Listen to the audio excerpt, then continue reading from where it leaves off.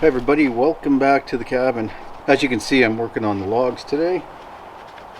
I've cut down 4 trees and started cutting them to length and debarking. I've done 4 so far. Gonna get probably 8 or 10 done today. I'm tracking how long it takes me to cut the tree down, cut it to length, and take the bark off.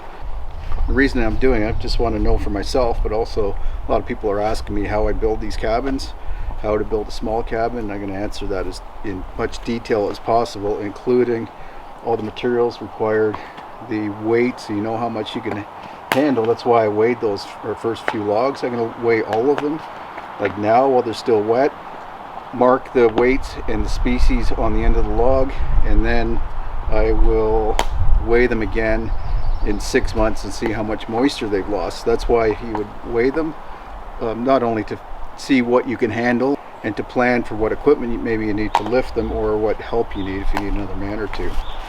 So that's helpful, but I'm going to set the timer right now. I have this bark spud that you see me using here. That was made by a Toronto blacksmith for me a few years ago. I like it better than the commercial ones that are available because it's a lot heavier and it has a bevel on it, well, and a little curve to it, so that you can choose what side you want to use to skin that bark off. And with that extra weight, it's almost the weight of an axe. What I find is that it's a lot less tiring to knock these branches off, to cut through the knots. You know, you just can't really do it with a lighter bark spud, and I'll show you what I have here for the commercial type bark spud. It takes the bark off fine, but it's just you have to use too much muscle power to try to power it through these knots or these branches, and it's just not good. It kills your arms and your joints. It's not good to do that anyway, but it also is very time consuming.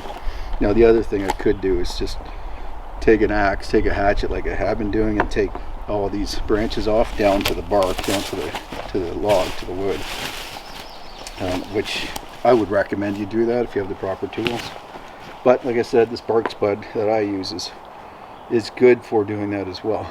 So I'm going to set the timer now, and I'll come back and show you how long it took.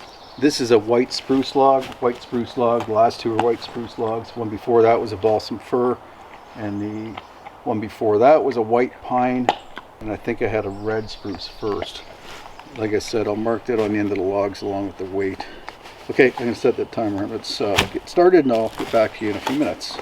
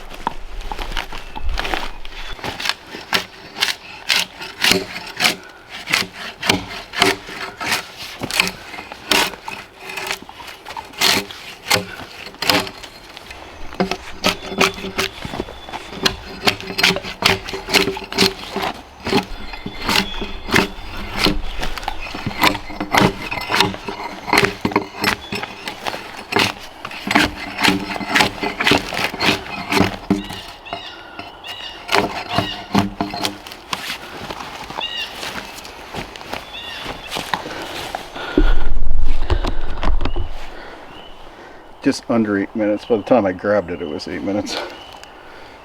So that is 8 minutes to debark, probably 5 minutes, maybe less, to delimb it, like where I dropped it, identifying it and cutting it down. That's just a few minutes, even with hand tools. As you saw, it's not that much longer than a chainsaw.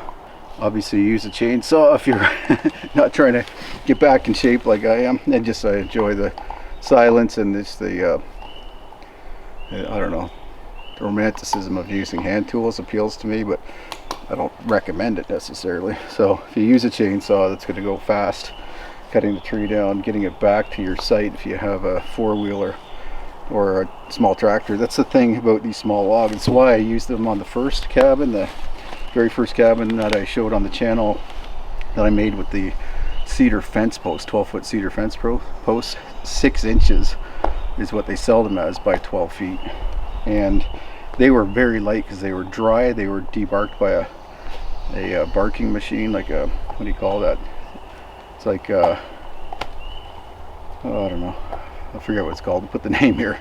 That debarked it, and then they dried, stacked, and banded together so that they stayed pretty straight.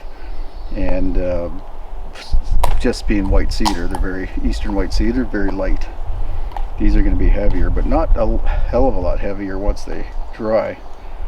So you can count on, let's say, half an hour per log. I need 100, so I'm looking at 50 hours. That's, you know, a full week for myself. Or if you had help, then obviously you can, maybe you wouldn't cut that in half. A man is helpful to take some workload off, and the debarking would go twice as fast. But cutting the logs down, cutting the trees down, cutting them into length, delimbing, and hauling them back is probably, I don't know, it's probably 90%, 80%, maybe 75% faster, but not 100% faster.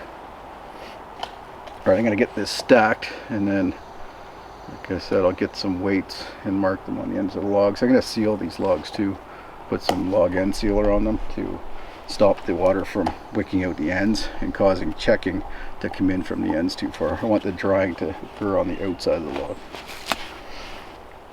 Alright, might as well share with you some of my favorite tools that I use and that I'm using for this cabin. This is the Log Ox by the Big Blue Log Ox company.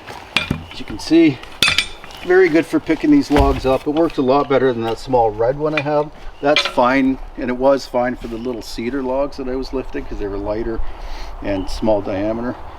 This is much heavier, first of all, heavier duty, and it can pick up small logs and much bigger logs. And then when you put the long handle on, you can use that obviously for leverage, like a PV, so you can turn the logs easier. And then it has a little stirrup as well, and then you can jack the log up. So when you turn that and get down to that position, it actually holds the log up in the air, which is good for cutting it into firewood, cutting the ends off, getting it off the ground so that falls nicely, so you don't get a pinch. All right.